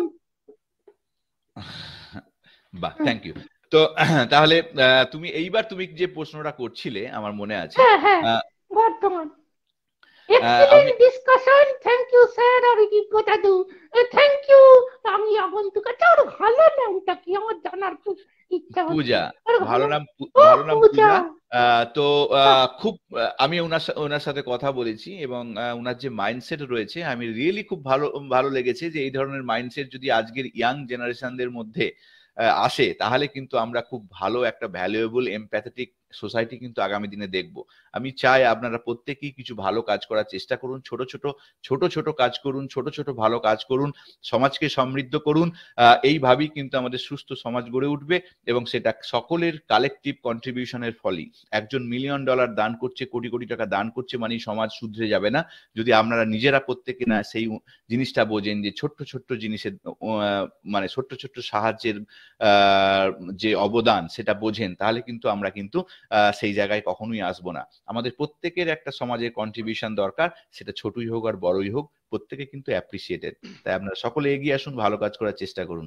বলো বিজ্ঞ দাদু। দারুন, একদম বিন্দুতেই সিন্ধু তৈরি হবে। $1 মিলিয়ন কেউ ছাপিয়ে যেতে পারে $1 ট্রিলিয়ন, এবং $1 ট্রিলিয়ন যদি আমরা সবাই মিলে একসাথে উদ্যোগ নিই, তাই তো? একদম এটাই হচ্ছে ঘটনা। বিন্দুতে সিন্ধু হয়। আমরা প্রত্যেকে যদি কালেকটিভলি কন্ট্রিবিউশন করি, কিছু কন্ট্রিবিউশন করি, যেভাবে পারবেন, কাউকে এমনি সাহায্য করে, কাউকে মূল্যবান মতামত দিয়ে, কাউকে বিভিন্ন রকম কানেকশন করে দিয়ে, কাউকে অর্থনৈতিক সাহায্য দিয়ে, কাউকে মানে কোনোভাবে, মানে এই সাহায্যের কোনো দিক নেই, কোনো নির্দিষ্ট রূপ নেই। মানবিক মুখটা থাকলেই হলো। সেই মানবিক মুখটা ফিরিয়ে নিয়ে আসুন, দেখবেন আমরা অনেক বেটার জায়গায় আছি। এই কথাটাই বলি, এবং এটা আমি আগন্তুকের মধ্যে দেখেছি। ও যে বললাম যে এম্পাওয়ারমেন্ট করে, মেয়েদের এম্পাওয়ারমেন্টের জন্য চেষ্টা করছে এবং কাজ করছে, এটা কিন্তু খুব কম জনের মধ্যে দেখা যায়, খুব কম জনে। 10,000 জন মেয়ে একজনকে দেখা যায়। তো আমি আমার রেসপেক্টে বললাম, আমি বলছি আর কি, যে দেখাই যায় না, সবাই নিজের নিজের নিজের নিজের নিজের নিজের নিয়ে ব্যস্ত। ইস এভরিবডি ইজ নিজের নিজের, কিন্তু নিজের নিজের বাইরে যখন আপনি একটু অপরের জন্য ভাববেন না, তার স্যাটিসফ্যাকশন লেভেলটা অনেক বেশি হয়। এবং যেটা কিন্তু আমি নিজেও ফিল করি, এই যে আমি এই প্রোগ্রামগুলো নিয়ে আসি, আমাদের তো কোনো স্পন্সর নেই, নাথিং নেই, আমাদের অনেক সময় দিয়ে আমরা এগুলোকে নিয়ে আসি, তার জন্য পড়াশোনা করতে হয়, তার জন্য আমাদের আয়োজন করতে হয়, তার জন্য আমাদের প্রচার করতে হয়, অনেক কিছু কাজ করতে হয়, রাইট? তো কিন্তু আমরা একটা কি জন্য নিয়ে আসি না, আমরা এটা সমাজকে সমৃদ্ধ করার চেষ্টা করছি। এটা আমাদের একটা, এটাও বলতে পারেন ওয়ান টাইপ অফ কন্ট্রিবিউশন, এই যে কন্ট্রিবিউশনের কথা বললাম, রাইট? একদম ঠিক বলেছো স্যার। বাচ্চাদের ভ্যাকসিনের কি খবর? অনেক পরে এলাম। আচ্ছা আচ্ছা, অভিজিৎ, বাচ্চাদের ভ্যাকসিন নিয়ে আগের বার যে কথাগুলো বলেছিলাম স্টিল ভ্যালিড। আগের দিনের প্রোগ্রামটা তুমি দেখো, আমরা তো কথা বলেছিলাম। তো তুমি যেটা হচ্ছে যে মার্কেটিং, এই যে পয়েন্টটা তোমার জানার দরকার, সেটা হচ্ছে যে মার্কেটিংটা কবে থেকে হবে। অ্যাপ্রুভাল তো পেয়ে যায়, যখন অ্যাপ্রুভাল পেয়ে যায় তখন তো তাদের স্টক থাকে না, রাইট? যখন আমি যেটা আলোচনা করেছিলাম যে আমাদের যখনই কোনো একটা ভ্যাকসিন বাচ্চাদের ক্ষেত্রে হোক যদি খুব ভালো ফল করে, গভর্নমেন্ট যদি কিনে নেয়, আমি এই কথাটা 3 সপ্তাহ আগে বলেছিলাম, তারপরে 2 সপ্তাহ পর দেখো ভারত সরকার কিন্তু ভ্যাকসিন কিনছে। তোমরা কি রিপোর্টটা দেখেছিলে? ভারত সরকার কিন্তু বাচ্চাদের ভ্যাকসিন কিন্তু অর্ডার দিয়েছে। ভালো করে বোঝো, আমি কিন্তু 3 সপ্তাহ আগে দিয়েছিলাম, তখন ভারত সরকার অর্ডার দেয়নি, আমি কিন্তু বলেছিলাম এই কথাটা। তাহলে আমাদের এটাই হওয়া দরকার স্ট্র্যাটেজিক প্ল্যান। না না, সেটা না, সেটা না, সেটা না, আমি আমার আমার বলছি না, আমি ক্রেডিট নিচ্ছি না। আমার কথাটা হচ্ছে যে একটা ইন্টারপ্রিটেশন, একটা ডিরেকশন, প্রপার ডিরেকশন। আমাদের মতো তো অনেক মানুষ আছে যারা ভাবছে হয়তো আমি যেটা ভেবেছি তারাও সেটাই ভেবেছে, তারা ইন্ডিপেন্ডেন্টলি ভেবেছেন। আমার কথা কেন শুনবেন? আমার কোনো কারোর সাথে কারো যোগাযোগ নেই, যারা এগুলোকে মনিটরিং করেন, যারা আছেন বড় বড় জায়গায়, আমি তাদের মধ্যে কেউ নয়, আমি খুব সাধারণ একজন মানুষ। তো যাই হোক, যেটা বলছিলাম যে বাজারজাত করতে টাইম লাগে। তাহলে আমার অ্যাপ্রুভাল হয়ে গেল, একটা কোম্পানি একটা প্রোডাকশন করবে, তার টাকা পয়সা অ্যারেঞ্জ করতে হয়। আর এখন নতুন নতুন এই কোম্পানিগুলো কি হচ্ছে, এই কোভিড টাইমে অনেকটা ইকোনমিক্যালি সামর্থ্য যেমন বেড়েছে, আবার টাকা পয়সার প্রয়োজন অনেক বেশি হয়ে পড়েছে, কারণ মালের এত যোগানের চাহিদা, রাইট? তারা এখন অনেক লাভও করছে, আবার অনেক টাকা পয়সার দরকারও, মানে এত মানুষের চাহিদা পূরণ করার জন্য। আবার ম্যানুফ্যাকচারিং ইউনিটটাও রাতারাতি গড়ে ওঠে না, যেটা আছে তার মধ্যে করতে হয়। ধরো আউটসোর্সিং করবে, সেখানে তো টাকা দিতে হবে, টাকা না দিলে কেউ করবে না। যে আমার ওটা অ্যাপ্রুভাল পেয়েছে, টাকা আমি এত মিলিয়ন ডোজ করলাম, টাকা না দিলে কেউ প্রোডাকশন করবে না, রাইট? তা সেক্ষেত্রে এই যে গভর্নমেন্টের ভূমিকার কথা আগের দিন তোমরা বলেছিলাম, যে গভর্নমেন্ট যদি কিনে নেয়, রাইট? তো আলটিমেটলি গভর্নমেন্ট কিনে নিচ্ছে, মানে অর্ডার দিচ্ছে, প্রি অর্ডার বলা হয়, প্রি অর্ডার। তাহলে সেই টাকাটা যখন তারা পেয়ে যাবে, তারা তখন ম্যানুফ্যাকচারিং করতে শুরু করবে, তাদের নিজস্ব ক্যাপাসিটি আছে, অ্যাডিশন টাকা পেলো, তাহলে আরো ক্যাপাসিটি তারা ম্যানুফ্যাকচারিং করবে, তাড়াতাড়ি হবে, তারা আরো আউটসোর্সিং করতে পারে, তাদের ম্যানুফ্যাকচারিং ইউনিট যদি না হয় আর একটা ম্যানুফ্যাকচারিং ইউনিট থেকে করতে পারে, রাইট? তো তার ফলে কি হচ্ছে, আমাদের কাছে তাড়াতাড়ি আসার সম্ভাবনা বাড়বে। তো সেই টাইমটা কিন্তু দিতে হবে। অ্যাপ্রুভাল হয়ে যাওয়া মানেই কিন্তু কালকেই বাজারে নয়, যতক্ষণ না সেই বাজারটা ম্যানুফ্যাকচারিং হচ্ছে, মার্কেটিং হচ্ছে, প্রপার চেনে ব্লক ডিস্ট্রিবিউশন হচ্ছে, ততক্ষণ কিন্তু আপনাদের কাছে পৌঁছাবে না। তো আমি আশা করছি আরো আগামী 3 মাসের মধ্যে মানে বাচ্চাদের ভ্যাকসিন হয়তো অনেকটা বেটার জায়গায় চলে আসবে। অ্যাপ্রুভাল তো অনেকদিন হয়ে গেল অলরেডি, 4 মাস, কোনটা 2 মাস তো হয়ে গেল। তো আর 6 মাসের বেশি টাইম লাগার কথা নয়, 6 মাসের বেশি টাইম লাগার কথা নয়। তো যাই হোক, উই হ্যাভ টু ওয়েট, যেটা এক্সাক্ট ডেট জানার জন্য অপেক্ষা করতে হবে। আমরা একটা ইন্টারপ্রিট করতে পারি, একটা ইভালুয়েট করতে পারি, একটা প্রেডিকশন করতে পারি মাত্র। বলো বিগত দাদু। সেই না ঠিকই তাও বলছি, মানে আমি আবারও বলবো, তোমার কথা শুনলেও কাজেই থেকে বলো। এইটুকুই। আর আর বলছি, তোমার ওই বর্তমানের বিষয়টা যদি বলো। তুমি আমার বর্তমানের কিছু ছাড়বে না, তুমি আমার বর্তমানের কিছু। বর্তমানে ক্রমবর্ধমান অবস্থা বা ক্রমবর্ধমান পরিস্থিতি নিউক্লিয়ার হেলথ ইন্ডিয়ার জন্য জানতে আমি খুব উদ্বিগ্ন। ঘটনা হচ্ছে যে এই প্রসঙ্গে আপনাদের তাহলে একটা গল্প বলতে হয়। আমরা সবাই তো বড় বড় সোশ্যাল মিডিয়াতে আমরা দেখি যে আমরা কবিতা লিখি, আমরা আমাদের টান, মাটির টানের কথা বলি, হ্যাঁ, আমরা কবিতা লিখি, এরকম অনেক কিছু করি আমরা, রাইট? আমাদের ভাবাবেগ প্রকাশ করি। একটু আটকালাম, কবিতা আমাদের ফিল্মিতেও 2-1টা লেখা হয়, একটু নজর রাখবেন। আমি লিখছি। আচ্ছা, বিগ্রহ দাদু আবার দাদু। কবিতা লিখছে, বাহ বাহ বাহ বাহ। তো ঘটনা হচ্ছে যে আমি দীর্ঘদিন ধরে আমি একটা গ্রামের ছেলে, প্রথমেই বলে রাখি আমার লজ্জা লাগে না আমি গ্রামের ছেলে বলতে। ফার্স্ট, অনেকে বড় বড় জায়গায় গেছেন, বড় বড় বিশাল, কিন্তু তারা মাটিকে অস্বীকার অনেকে করেন কি করেন না আমি জানি না, আমি করি না। মাটি হচ্ছে আমার মাটি। তো সেই মাটির টানটা, আমি একটা গ্রামের ছেলে থেকে উঠে এসেছি, আমি একটা বর্ধমান ডিস্ট্রিক্টের কানলা মহকুমার একটা মছন্দপুর একটা গ্রাম আছে, যে গ্রামের থেকে আমি বড় হয়েছি, যেখানে আমি ছোটবেলা থেকে খেলেছি, যেখানে যেখানে আমি বড় হয়েছি, যেখানে আমি মানে আমার পুরো স্কুলিংটা আমার লোকালে, রাইট। গ্রামে পাশের গ্রামের হাই স্কুলে পড়েছি, আর 7 কিলোমিটার দূরে আর এক হাই স্কুলে পড়েছি, গ্রামের প্রাইমারি স্কুলে পড়েছি, মাঠ দিয়ে হাঁটতে হাঁটতে গিয়ে প্রাইমারি স্কুলে পৌঁছেছি, মাঠের মধ্যে দিয়ে আবার ফিরে এসে প্রাইমারি স্কুল থেকে বাড়ি এসেছি। তো এই যে আমার সেই জায়গাটা, 18 বছর বয়স অব্দি আমি সেই জায়গায় ছিলাম। তারপর আমি কলকাতায় পড়তে এসেছি, কলকাতা থেকে কল্যাণী, তারপর কল্যাণী থেকে আমেরিকা। তো এই যে আমার গতিপথ। তো আমি এই যে 18 বছর অব্দি একদম গ্রামে ছিলাম। তো এবার একটা গ্রামে বড় হওয়া, রাইট, গ্রামের কালচার, গ্রামের সবকিছু দেখেছি, রাইট, ভালো মন্দ মিশিয়ে সবকিছু দেখেছি। তো আমি যেটা দেখেছি যে যে আমার যে বার্থ প্লেস, এটা আমার বার্থ প্লেস, রাইট, আমি যেখানে জন্মাই সেটা আমাদের প্রত্যেকের বার্থ প্লেস হয়, বার্থ কান্ট্রি, তারপর বার্থ প্লেস দেন বার্থ কান্ট্রি, বা বার্থ কান্ট্রি বলা হয়। তো যাই হোক, তো আমি যেটা দেখেছি আমাদের ওখানে স্বাস্থ্য পরিষেবা তো সরকারি পরিষেবা, বেসরকারি পরিষেবা সব সময় আছে। আমাদের আরো দরকার, সব সময় হচ্ছে আরো দরকার, বিকজ আমাদের এত মানুষ, তার একটা বিশাল একটা স্কোপ রয়েছে। কিন্তু গ্রামীণ ক্ষেত্রে স্কোপ গুলো খুব একটা বিশাল অর্থকরী এরকম নয়। কিন্তু গ্রামীণ ক্ষেত্রে দেখবেন কোনো ইনফ্রাস্ট্রাকচার নেই, কিন্তু তারা ব্যবসা করছে, কারণ তারা ইনফ্রাস্ট্রাকচার করতে চায় না। ইনফ্রাস্ট্রাকচার গ্রামের ক্ষেত্রে খুব একটা বড় বড় ইনফ্রাস্ট্রাকচার হয়েছে এরকম কোনো খবর নেই, মানে খুব একটা হয় না। শহরে সবকিছু শহরমুখী। তো ঘটনা হচ্ছে যে আমাদের ওখানে প্যাথোলজি ল্যাব গুলো একটা ছোট একটা ঘর নিয়ে একটা প্যাথোলজি ল্যাব করে, যারা প্যাথোলজি ল্যাব চালায় তারা সেরকম কোয়ালিফাইড নয়। অনেক কিছু রিপোর্ট, একটা মেডিকেল রিপোর্ট দেওয়াটা মানে একটুখানি দরকার, মানে এমন একটা স্ট্যান্ডার্ড মেনটেন করা দরকার, একটা মানে কি বলবো কোয়ালিটি মেনটেন করা দরকার, সেগুলোর ঘাটতি আছে। আমি নিজে দেখেছি যে রিপোর্ট দু জায়গা থেকে করলে, যেহেতু আমার এগুলো আমি নিজেও গবেষণা করি, তো আমি দু জায়গা থেকে কোনো রিপোর্ট ওখানে গিয়ে করিয়ে দেখেছি, পুরো চেঞ্জ হয়ে যাচ্ছে, 19-20 নয়, মানে 10-20 হয়ে যাচ্ছে। তার মানে আমি বুঝলাম যে দেয়ার ইজ এ প্রচুর সমস্যা আছে, মানে কে করছে কারো নাম বলছি না, যেখানে অথেন্টিসিটির একটা বিশাল অভাব আছে। তো সেই জন্য আমি আমার নিজের একটা গ্রামে একটা ছোট্ট ক্লিনিক যেটাকে আমি ভূমি পুজো বলি, এইখানে আমি একটা ভূমি পুজো করছি, যেখানে একটা ছোট্ট ক্লিনিক বানানোর পরিকল্পনা নিয়েছি, যেখানে আউট পেশেন্ট ডক্টরস থাকবেন, আরো খুব ভালো ভালো প্রোগ্রাম নেওয়া হবে, যেগুলো সব আমি বলছি না, আমি যখন করব তখন বলবো আপনাদের। যেখানে আউটপেশেন্ট ক্লিনিক নেওয়া হবে, আর ওর সাথে আমাদের একটা ছোট প্যাথোলজিক্যাল ল্যাবরেটরি তৈরি হবে, যেখানে একটা কোয়ালিটি, যেটা বেসিক কোয়ালিটি প্যাথোলজিক্যাল সার্ভিস ওখানে আমরা স্টার্ট করব। তো সেটাই আমি ভূমি পুজো বলছি, যে আমরা একটা ছোট ক্লিনিক করছি, এবং খুবই স্ট্যান্ডার্ড ক্লিনিক হবে, আর ছোট জায়গার ওপর, যেহেতু গ্রামের স্কোপ আপনাদের সবসময় বললাম কম, আমার নিজেরও অত অর্থনৈতিক ক্ষমতা নেই যে বিশাল একটা বিল্ডিং বানিয়ে করবো, সেরকমও আমার সেরকম ক্ষমতা নেই, এটা স্বীকার করছি। তো তো কিছু বন্ধু বান্ধব আমাকে আমাদের ইনভেস্টমেন্ট দেওয়ার কথা বলেছে বা দিচ্ছে, দেবে। আমরা আরো ভবিষ্যতে বর্ধমান ডিস্ট্রিক্টে একটা পরিকল্পনা করছি, দেখা যাক কিভাবে কি হয়।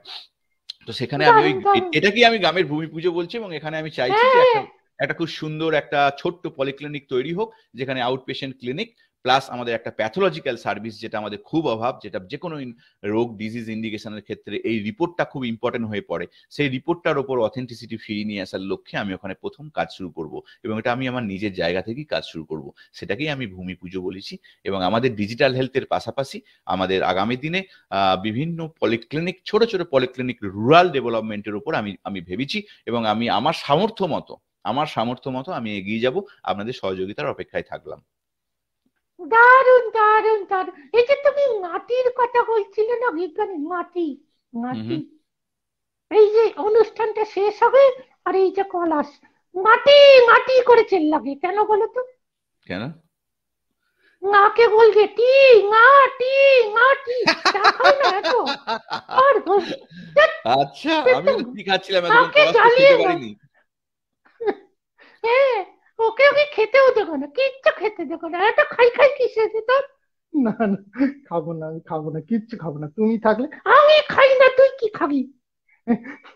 আমাকে খেতে হয় না, কিচ্ছু করতে হয় না, তবু আমি কত হিট দেখেছো তুই তুই। উহ, আমার কিচ্ছু দরকার নেই, আমি তো আচ্ছা অন্য মেটেরিয়াল। আচ্ছা আচ্ছা দাদু, হ্যাঁ, তুমি এই যে আমাদের দুর্গাপুজো গেল, তুমি আমাদের কালী পুজো গেল, নাচানাচি করেছো নাকি? আরে কাকা দারুণ নাচানাচি করেছি। একটুখানি মিউজিক হলে না দেখিয়ে দিতাম। ঢিস ঢিস ঢিস গেজে চাক ঢাক, গেজে চাক ঢাক, গেজে চাক ঢাক, গাজুকু গাজুকু ঢাক ঢাক, গাজুকু গাজুকু ঢাক। বাহ বাহ সব বাহ। কিছু সব কিছু ভালো থাক, তুমি আমি ভালো থাকি, আর ছোটরাও ভালো থাক। গেজে যাক ঢাক, গেজে যাক ঢাক, গেজে যাক ঢাক, গাজুকু গাজুকু ঢাক। আরেকটা আরেকটা কবিতা বানিয়েছিলাম জানো তো। এই যে এই যে কালী পুজোর সময় সবাই দম দম করে বোম ফাটাচ্ছে, আমার খুব ভয় লাগে জানো তো, আমার খুব ভয় লাগছে। ওই জন্য আমি সবাইকে বলেছি কালী পুজোয় গুম কালী বলে শুধু চেল্লাও, কিন্তু গম খালি হাঁটিও না, এইটাই কথা। গম গম কালী গম গম, গম কালী মুখে গেল হাঁটিও না গম। বাতাসে গেড়েছে আজ বড়ই দূষণ, বাতাসে গেড়েছে আজ বড়ই দূষণ। গারুদের বিষ সাথে, গারুদের বিষ সাথে স্বগত ভীষণ।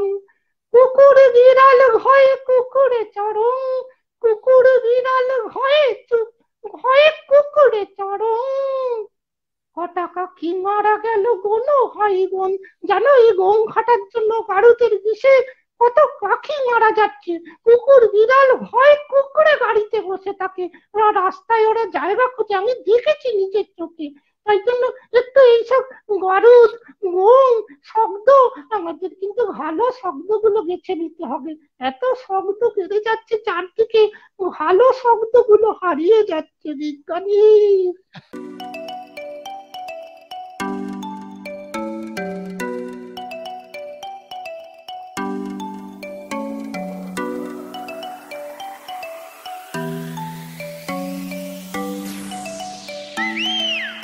ওরে বাবা রে। দেখো দেখো, মানে মানে বিজ্ঞ দাদু এতটা ভেবেছে, এটা কিন্তু ভাবা যায় না। মানে সত্যি বলছি, এটা কিন্তু খুব ভালো কথা বিজ্ঞ দাদু বলেছে। আমরা আমাদের সোশ্যাল রেসপন্সিবিলিটি শুধু আমাদের আমাদের সাথে ইকোসিস্টেমে যারা জড়িয়ে আছে তাদের সকলের প্রতি হওয়া উচিত। আশেপাশের অনেক কুকুর থাকে, যেটা বললো যে সবকিছুর কিন্তু প্রয়োজন আছে। আমাদের একটা ইকোসিস্টেম, সেই ইকোসিস্টেম আমাদের মানে হাজার হাজার ব্যাকটেরিয়া ভাইরাস, হাজার হাজার বিভিন্ন মানে মানে আমি বলতে চাইছি যে ব্যাকটেরিয়া ভাইরাস পশু পাখি সব নিয়ে, মানে গাছপালা, এটাই আমাদের ইকোসিস্টেম, মানে ইটস এ ইকোসিস্টেম। মানুষের একার পৃথিবী কে বললো, কে বললো যে এটা মানুষের একার পৃথিবী? তুমি বলো এটা মানুষের একার পৃথিবী, তো কে আমাদের বললো? রেসপন্সিবল হতে হবে, এই জিনিসগুলো ভাবতে হবে আমাদের। মানে যতটা ইমপ্রুভ ভার্সান নিয়ে আসা যায় আমাদের অ্যাক্টিভিটিস পুজো আজা ঘিরে, ইমপ্রুভ ভার্সান বলতে রেসপন্সিবল ভার্সান কথা বলছি, দায়িত্ব নিয়ে চলা বা এই ধরনের অন্যান্য আশেপাশের যারা অবলা জীবজন্তু রয়েছে তাদেরকে খুব একটা সাফার যাতে না করতে হয় সেদিকটা আমাদের দেখা দরকার। তো এগুলো আমাদের মনুষ্যত্ব, এগুলো আমাদের হিউম্যানি আচার আচরণ, এগুলো তো আমাদের প্রত্যেকের ক্ষেত্রেই আসা উচিত, কারণ শিক্ষা আমাদের আচার আচরণের পরিবর্তন নিয়ে আসে। তো শিক্ষা কিন্তু বড় ভূমিকা গ্রহণ করে। তাই আমরা যেখানেই দেখবেন যে অন্য ধরনের আচার আচরণ বা যেগুলো সামাজিক মানবিক নয়, সেগুলোর ক্ষেত্রে শিক্ষার অনেক অভাব থাকে, এবং তার জন্য কিন্তু আমাদের প্রতিনিয়ত শিক্ষার প্রয়োজন আছে। হ্যাঁ মানে আমি যেটা বললাম আর কি বিজ্ঞানী, ভালো শব্দ, ভালো শব্দগুলো শুনতে হবে, কানে যেন সবসময় ভালো শব্দ ঢোকে, খারাপ শব্দগুলো যেন না ঢোকে। আচ্ছা, পূজা কিছু বলছে, Puja nuclear health of India will be the pioneer of new generation authentic health care services provider with humanity. ঠিক এই যে লাস্ট যে ওয়ার্ডটা you you just said, that humanity, it is most valuable, most powerful word. I think কি বিজ্ঞানী? Exactly exactly, আমি একটা এই প্রসঙ্গে বলি যে আমার যে পরিকল্পনা রয়েছে, আমার এই পরিকল্পনাতে আমি অনেক জনকে অংশগ্রহণ করতে অনুরোধ করব।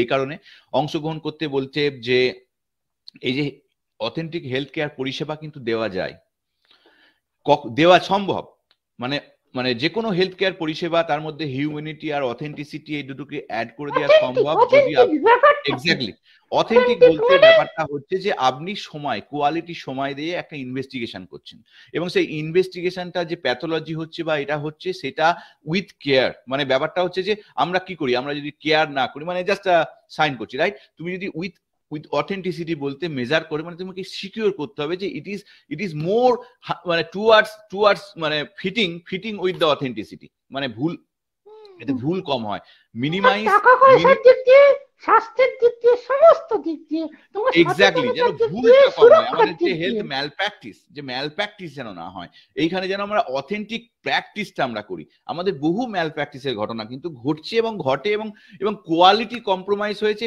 মানে কোয়ান্টিটি বেড়ে গেছে।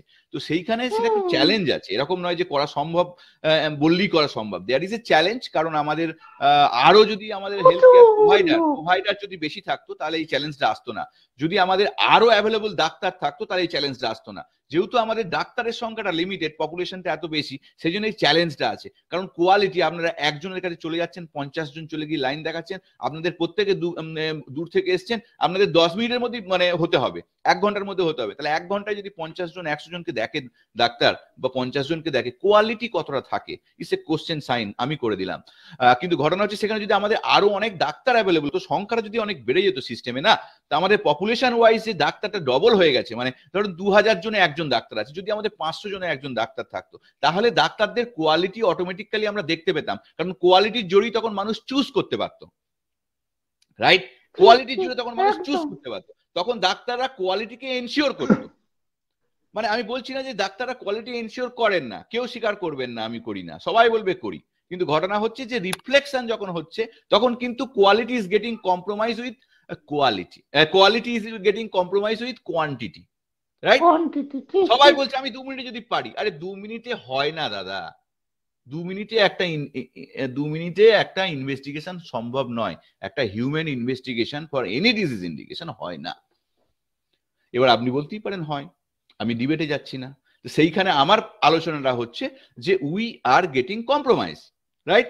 সেখানে আমাদের যদি আগামী দিনে যারা পলিসি মেকার আছেন, আমি আবার একটা মতামত দিচ্ছি, আমি তো বহু মতামত দিই, একটা ওপিনিয়ন দিই, যে আমাদের যারা পলিসি মেকার আছেন তারা যদি হিউম্যান রিসোর্সটা হিউম্যান রিসোর্সের সংখ্যাটা অ্যাটলিস্ট মানে ফ্রম টুডে যদি আরো 4 to 5 টাইমস বাড়িয়ে দেন, তাহলে আমি গ্যারেন্টি দিয়ে বলছি, মানে এটা কাউকে বলতে হবে না, এটা পলিটিশিয়ানের কোনো কথা নয়, উইদিন এ 10 ইয়ার্স আমি যে কোয়ালিটির কথা বললাম প্রত্যেকটা হেলথ কেয়ার সেক্টরে আমরা সেই কোয়ালিটি পাবেন, প্রত্যেকটা, কি বেসরকারি কি সরকারি।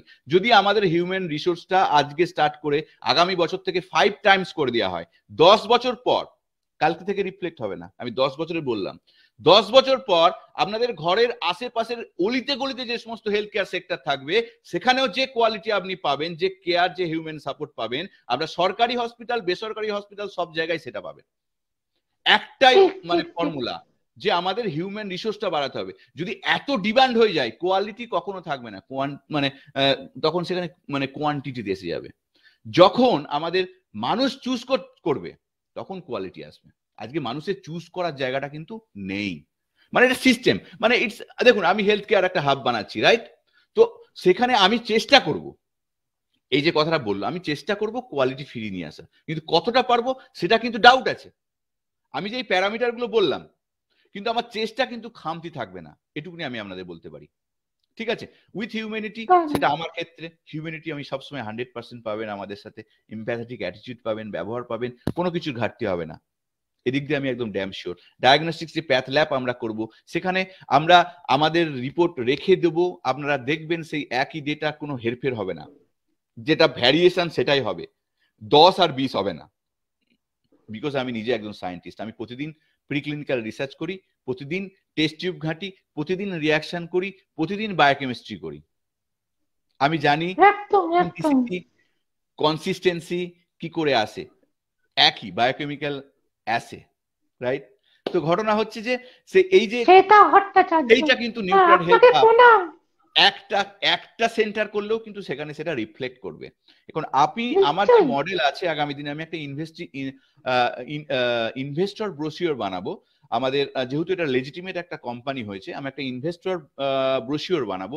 আপনারা যদি আমাকে হেল্প করতে চান, আমাদের কিছু মডেল আমরা তৈরি করছি। আমরা কোথায় কোথায় একটা বেসিক হেলথ কেয়ার ইউনিট, মানে ক্লিনিক, বেসিক্যালি ক্লিনিক সেটিংস আর প্যাথোলজি, এই দুটোর উপর আমি জোর দিচ্ছি রাইট নাও।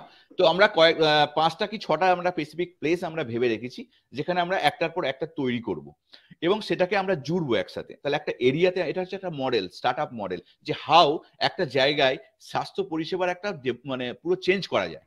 আমি তো সারা পশ্চিমবঙ্গ জুড়ে করার ক্ষমতা নেই, আমি তো মিলিয়নারি নয়, বিলিয়নারিও নয়। আপনাদের কাছে আসছি যে ইনভেস্টরের জন্য, ইনভেস্টমেন্টের জন্য। তো সেখানে আমি একটা ছোট জায়গার উপর এই মডেলটাকে এস্টাবলিশমেন্ট করার চেষ্টা করবো ইন এ 5 ইয়ার্স। যদি এই মডেলটা এস্টাবলিশমেন্ট হয়ে যায়, তাহলে সারা পশ্চিমবঙ্গ জুড়ে কিন্তু এটা করা সম্ভব, এবং সেটাই আমার জীবনের একটা বড় লক্ষ্য। তাই আপনারা কিন্তু আমাদের কাছে জানাবেন, আমার ইনভেস্টমেন্টেরও প্রয়োজন আছে। লেজিটিমেট উপায়ে কিন্তু ইনভেস্টমেন্ট নেওয়া হবে কোম্পানিতে, একদম যেভাবে হয় ইনভেস্টর মানে লেন্ডার অ্যান্ড বড়োয়ারের একটা পলিসি হয়, সেই পলিসি আমাদের নেওয়া হয়েছে। আমরা একটা ব্রোশিওর বানাচ্ছি এবং সেই ব্রোশিওরে আপনাদেরকে আমরা জানাবো। আপনারা মানে ইন্টারেস্টেড হলে আমাদের সঙ্গে সহযোগিতা করতে পারেন। এবং আমরা চাই, যে জায়গাটায় আমরা চাই, সেই জায়গাটা হচ্ছে যে নতুন কিছু করার আমাদের সুযোগ করে দিন। বলো বিদ্যা। একদম একদম। না না, আজকে অনেকক্ষণ আমাদের আলোচনা গড়িয়েছে, 1 ঘন্টা 10 মিনিট। না না, ঠিক আছে ঠিক আছে, কিন্তু মনোজ্ঞ আলোচনা। আমার মনে হয় যারা শুনেছেন তারা খুব এনজয় করেছেন এবং তারা অনেক কিছু জেনেছেন। এবং তাদের আবার আমি রিকোয়েস্ট করব যেন পরের রোববারও আমাদের সঙ্গে থাকেন। প্রতি রবিবার দেখতে ভুলবেন না গিগ্গ এবং গিগ্গানি লাইভ, যেখানে গিগ্গ দাদুর সঙ্গে আমেরিকা থেকে থাকেন গবেষক বিজ্ঞানী ডক্টর বিশ্বরূপ ঘোষ। আপনারা কোশ্চেন করতে পারেন, আপনাদের উত্তর দেবেন সরাসরি বিজ্ঞানী। তো দেখা হবে পরের রবিবার, কি বলো বিজ্ঞানী? একদম, পরের রবিবার আবার আমরা আসবো কোনো নির্দিষ্ট কোনো টপিক নিয়ে, যে টপিকগুলো আপনাদেরকে এনরিচ করবে, এবং আমরা আমাদের মূল্যবান মতামত আলোচনা করব। আপনারা কমেন্ট করবেন, যেমন করিন। ছোট খবর, এইভাবে ইন্টারাকশন আমরা প্ল্যাটফর্ম গড়ে তুলবো। স্বাস্থ্য, বিজ্ঞান, লিটারেসি, এটাই কিন্তু এই প্রোগ্রামের মূল উদ্দেশ্য। তাই আমাদের সঙ্গে থাকুন। নমস্কার। নমস্কার, গুড বাই, গুড নাইট।